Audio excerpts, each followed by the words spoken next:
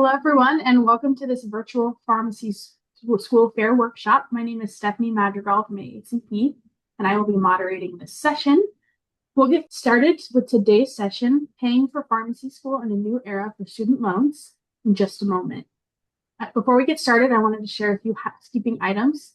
That although you will be muted for the entirety of the webinar, please feel free to ask questions in the Q&A window throughout the webinar. We have saved some time at the end of the presentation to address those questions. And if there are any questions that we do not get to, the speakers will be available in their booths during the expo hours, which are today from 5 p.m. to 7 p.m. Eastern. So we highly encourage you to visit the virtual booth during that time. Additionally, this presentation will be recorded and available immediately afterward in the Sessions tab. Now I'll go ahead and turn it over to our speakers to get started. How are you all doing today? My name is Corey. I'm here with Juno. We're going to be covering how paying for pharmacy school in the new era of student loans. Obviously, things are changing a lot with paying for pharmacy school, and it just gives you all some resources on how to do that. So we'll start with a quick disclaimer. I'm not a tax advisor. I'm not a securities broker. I don't do investment analysis or anything like that. Just a guy that knows way too much about student loans. So we are working to expand access and improve eligibility, but since we are not a lender, we are not able to guarantee anyone a loan. Just a quick disclaimer to start. All right, for the agenda for today, we'll do an intro. We'll go over the federal changes, Student Loan 101, how Juno can help, and then we'll get to the Q&A at the end. So a quick intro about myself. My name is Corey Philpott. Like I said, I've been here at Juno since the end of last year. My wife is actually a PGY1 pharmacist, which is the reason that I got started here at Juno. I went through the pharmacy school funding thing with her for 4 years. And it was a different process, obviously, because of federal loans. But I saw that the changes were coming and I wanted to jump in and help somehow. So that's the reason I jumped in here at Juno. I didn't go to pharmacy school, but I'd say I know way too much about it for a guy who never even considered going. So just a quick intro to Juno. So you know what I'm talking about. We've done this for about 8 years now. We've helped students find over $1.2 billion in student loans. So we've helped students do financing and refinancing of their loans. All right, so the federal changes, I'm sure a lot of you have heard about these. They come about because of the One Big Beautiful Bill and all those changes that are coming this summer. So this is what the current pharmacy school model looks like when it comes to student loans. Any pharmacy school students who are currently in school still qualify for that $40,500 in health for direct unsubsidized loan. Those comes at a set interest rate. These are all last year's rates. The new rates will be dropped sometime in May by the government. They have origination fees, things like that. Grad PLUS was an option, or still is, for students who are in pharmacy school. The rates go up, but you can take those up to the cost of attendance with a higher origination fee as well. So that's what it currently looks like. However, starting July 1st this year, if you start your program after July 1st, this once again does not include students who are currently in pharmacy school as long as they stay in their same program. But students who are starting pharmacy school after July 1st, the federal unsubsidized was bumped from $40,500 up to $50,000. Once again, those interest rates have not been released. However, Grad PLUS is going away. So that means students will now have to address the gap in the private student loan market. So some differences there. Federal unsubsidized loans, they do have really good benefits. I always encourage students to take that first $50,000 from the government. If you can get away with just taking that $50,000, that's great, because the benefits are good on those loans. The benefits include public service loan forgiveness, as well as income-driven repayment plans. The first one, PSLF, as a lot of people will call it. If you work in a non-for-profit industry for 10 years or make 120 consecutive payments, then you can have the rest of your loans, any federal loans, forgiven by the U.S. government. Those income-driven repayment plans are very helpful. We'll cover some of that in the next slide as well. In the private market, the rates will not be set like they are with the federal loans. There'll also be more underwriting criteria when it comes to who can or cannot get loans. They're going to depend on creditworthiness. So we'll cover some of that as well for students who may not know their credit score or may be working on that. There are no origination fees on the loans in the private market, and there's also term flexibility. We'll cover repayment of the federal loans in a minute. In the private loan market, you have a little more flexibility on your repayment plans. So federal loan repayments. Before now, there have been several repayment plans, especially on the income-driven side. There's been SAVE, IDR, IBR, things like that. Now, these are the only two options that will be available for students who will be taking loans after July 1st, 2026. So even if you're in pharmacy school and you take a loan after July 1st of this year, these will be your two options. The new standard repayment plan is the option that everyone will be put into. You'll pay those loans. Majority of pharmacy school students are going to fall in that latter category of 100,000 or more. So it's going to work like a mortgage. You'll have a set payment for 25 years, and that's how long that's the payments you'll make. You can always pay those off early, but it'll be at least 25 years or at most 25 years of payments.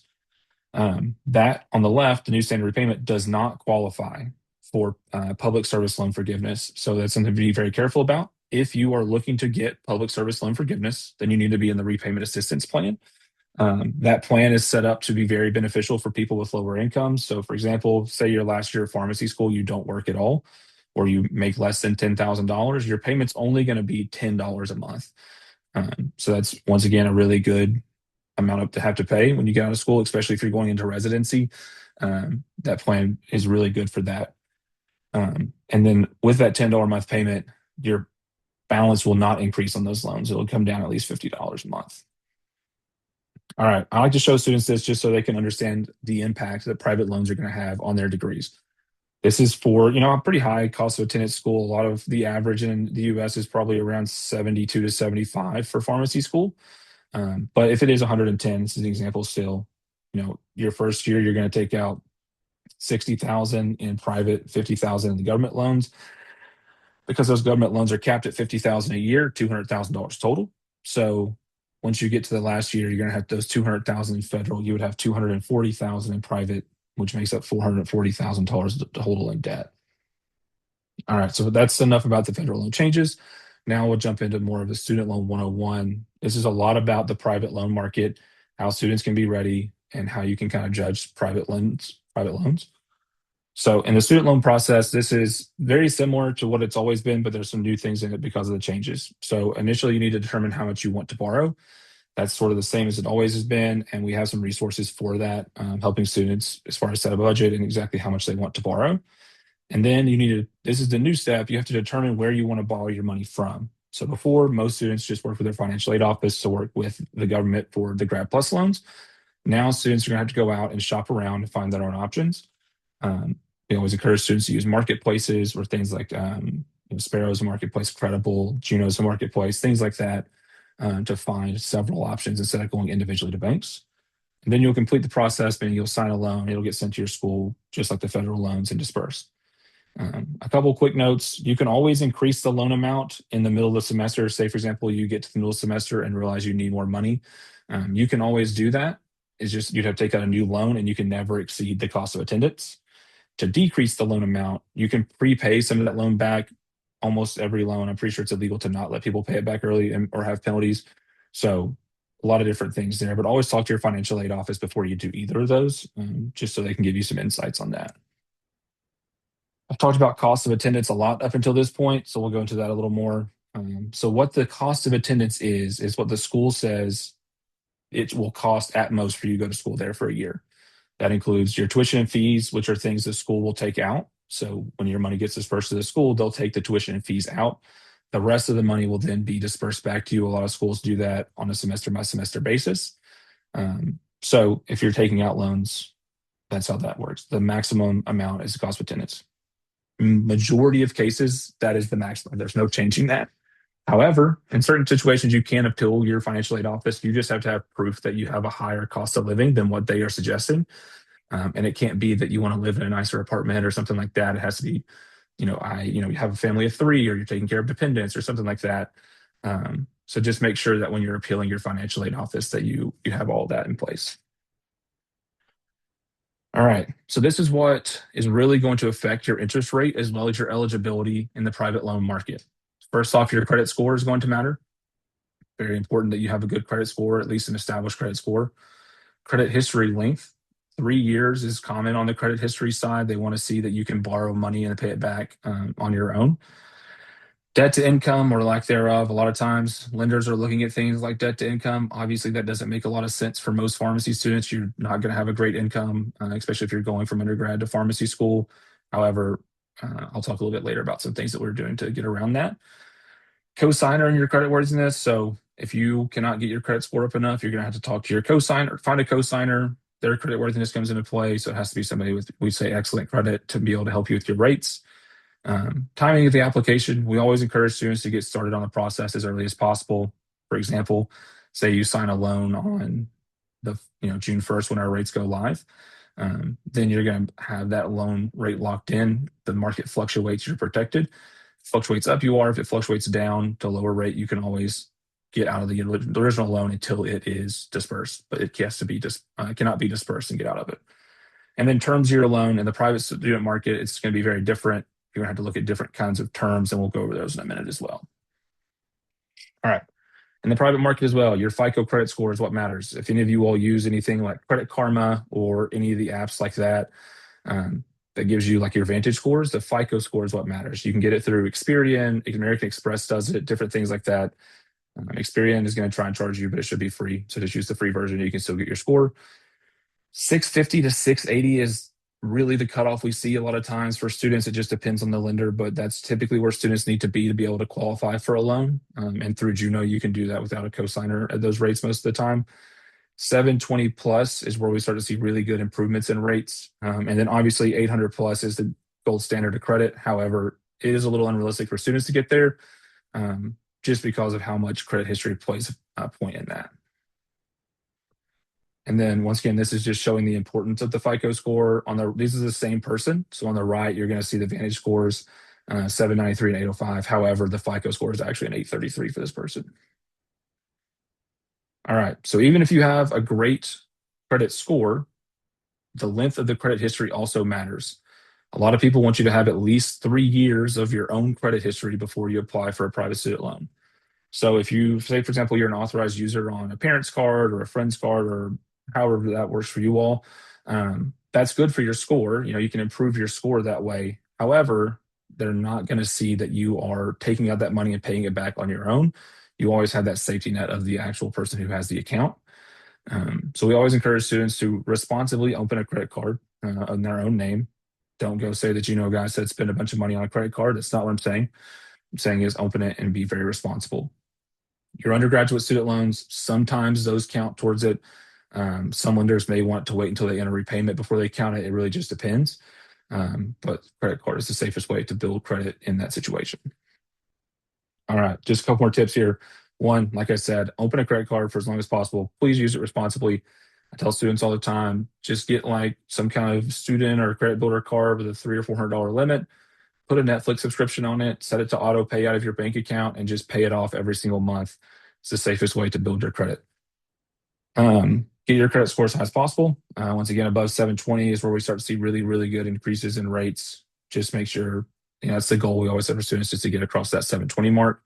And then another quick tip for students to kind of raise your credit score quickly is if you pay off your balances before the statement generation date, you can keep your utilization lower, which was less than 30% is the standard range there. So 30% of your credit limit, essentially, if you have $1,000 limit, 30% of that's $300. You want to keep your utilization below that.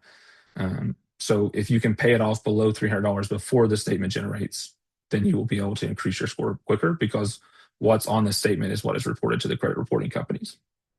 Avoid hard credit checks before you apply for your loans. I tell students don't go out in the spring and buy a new car, buy a house, sign a lease, all of that at once, and then expect to get really good rates on your interest rates, just because if you get a bunch of hard credit checks, it's going to dock your score doing so.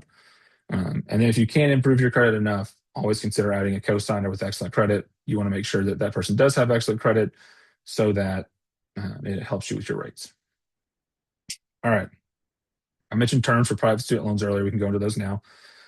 When you look at taking out a rate or taking out a loan, you're going to see two rate types, fixed and variable. Fixed means the rate is going to stay the same for the length of that loan. Variable means it can change. Almost 100% of people who take loans from Juno, I would say 99.5% of people who take loans take fixed rates. Once again, you know what the rate's going to be for the length of the loan. There's no reason to gamble with the rate changing. And then the loan term, we have lenders with all the options from 5 to 20 years there listed. We actually added an 8-year this year as well. So several different terms as far as what your repayment looks like. Just need to look at that as far as what is the monthly payment at the end. I tell students, just because a 5-year has a really good interest rate doesn't always make it the best option. You need to make sure you're making the right choice based on your financials. Repayment plan. There's several different payment plans. A couple of the ones we'll cover deferred. That means you defer the payments until after school. So you don't want to take an immediate one, like you see on the right side. Immediate means that you're going to be taking full payments of those loans as soon as it's dispersed, meaning you're going to have to make full payments while you're in school. And then interest only, you make interest payments only during school, and fixed, you make like a fixed payment during school, for example, $25, $50 a month, something like that. Once again, this is what I just covered. I would say, over 99.5% of the people who take loans with Juno are taking a fixed rate. This is all based on things from us last year. This is a way to visualize what I was just talking about with the loan terms. So this is, 5 through 15-year options, $100,000 loan amount. These are the interest rates. So say, for example, at 5 years, you get this 6.5% rate. However, your monthly payment when you get out is $23.17. If you drop that to 10 years, it only drops 0.2% or it goes up to 0.2%, but your rate drops almost $1,000 a month. I also tell students all the time, this is the minimum amount you had to pay per month. It's not the maximum. You can pay as much as you want. If you want to pay $2,300, you can on a 10-year loan. It's just that's the minimum amount. So sometimes it can be the safer option to set yourself up that way. Here's like a typical student loan timeline. So if you start school in August of this year, graduate May of 2030, you get a 6 to 9 month grace period on your loans, meaning February 2031 is when you'll start back. If you do a 20-year repayment plan, your loans will be paid off February of 2051.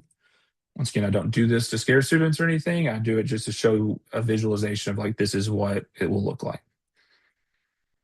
Same thing with residency deferment. The deferment, we're working with our private lenders where we'll have residency deferment options. We don't want students to have to not go to residency because they have to start making loan payments. So this is an example of a 3-year deferment, but even if you did a 2-year deferment for a PGY1 and a PGY2, your repayment would be February of 2052. All right, this goes into more of the timeline. There's a lot of words here. Don't read them all. Just the best way to apply is to apply early. Typically going to take you about 1 to 3 business days to get approved. And then once you're approved, the funds will go to your school, but they're not dispersed until your school certifies that loan and requests the funds from the lender, which usually doesn't happen until a few weeks before the tuition due date. So typically the school will disperse those a couple weeks before classes start, but that's going to be a school by school basis. Once again, reach out to the financial aid office about that.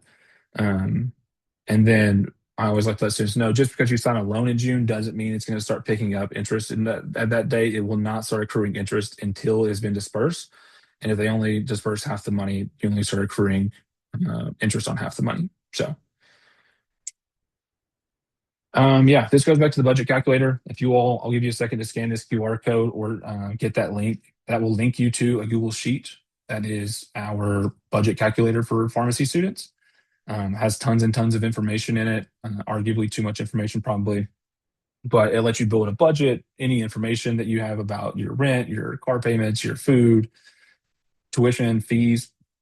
It's going to show you all that. It's going to show you what the federal loans will look like, how much private loans you're going to need, and it'll even break down repayment. So it's just a good thing to have to help you visualize, especially if you're comparing loans. It'll show you what repayment's going to look like once you get out of school. All right, a little bit about Juno now. Juno began in 2018. Our 2 co-founders were in business school. They decided if they got all their classmates together, they'd probably be able to get a better rate.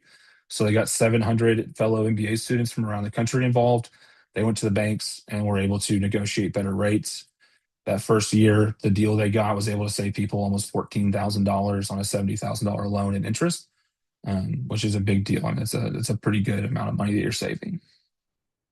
So the way that we do the things that we do is we get students before Juno, really, students would sign up individually with lenders. They would go out, do multiple rate checks, do several things like that, and then they would pick a lender. However, what we do is we aggregate that demand, which means we get students signed up for Juno as a platform, which is completely free. There's no obligation to take a loan with us. There's no credit checks, anything like that. You're just signing up for the group. Once you do that, then we negotiate for the group. So we go out into the marketplace to all the lenders once again. Every year we negotiate, we find the better deals out there, and then they're presented on our website. for you to be able to take loans. We're not a lender ourselves. Our website will link you to the lender websites. But what we do is we just use the power of students to get better rates for everyone. So just by signing up for the group, you'll be able to help students, any pharmacy student looking for a loan this year. Just to give you some quick numbers on what we've accomplished in the past as well. Last year, 82% of the people who took loans from Juno were able to beat the Fed unsubsidized rate, which was 7.9. So people were getting in the low sevens. And then 99% of the people were able to beat that Grad PLUS rate that took loans with Juno last year, but that was on a 10-year fixed rate loan. So here's what our goals are for this year. We're looking to get discounts for everyone in the group, meaning we want to have the best options out there. We want to have the widest eligibility in the market, meaning we don't have to worry about things like co-signers. That's one of the big perks of Juno is majority of the deals we negotiate. There's no co-signer required as long as you meet those credit score requirements. Also, debt to income ratios. Majority of the lenders we work with don't take that into consideration, so the students don't have to be making an income. Extended deferment periods. We're negotiating for students to be able to get deferment through residency. There's no fees associated with our loans. And then we also have a lowest rate guaranteed, meaning if you qualify for the lender with us and you find a better rate out in the marketplace, we will match that rate and then pay you 1% in cash for finding a better rate. Once again, it's all completely free. There's no commitment to Juno or taking a loan with us. It only takes a couple minutes for you to join. So our negotiation timeline, once again, we're negotiating until the end of this month, or till the end of this month. We're pushing for as many signups. Starting on May 1st, we'll start negotiating. It's not too late to join the group. It's just when we start negotiating. And then June 1st or a little before is when our rates will go live. Once again, it's never too late. We'll have deals available year round, but the more people we get signed up early, the better odds we have at securing those rates. And then, we have over 13,000 students signed up. I think that number is closer to 15,000 now. And we're looking to do over 350 million for student loans this year. So we can move into questions now, but if you all scan this and sign up for the group, I would greatly appreciate it. All that we're doing is helping students get better rates. And the more of you all that sign up, the better the odds we have with the lenders this year. So yeah. Happy to answer any questions that may have came out during the presentation.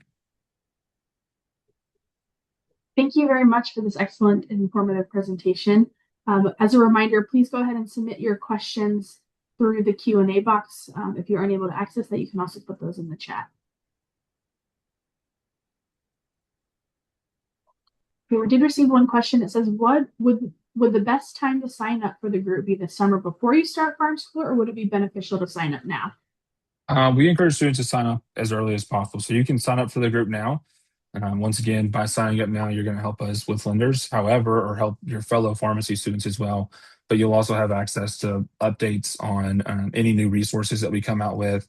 On our website, we have several resources about credit scores and federal loans, private loans, all of the above.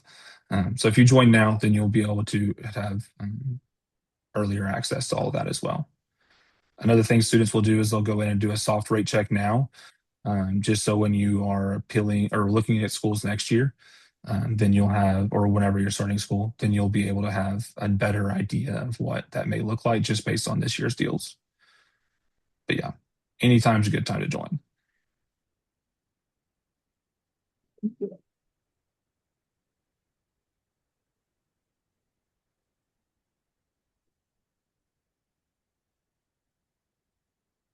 Give it another minute or so for more questions to come in. Absolutely.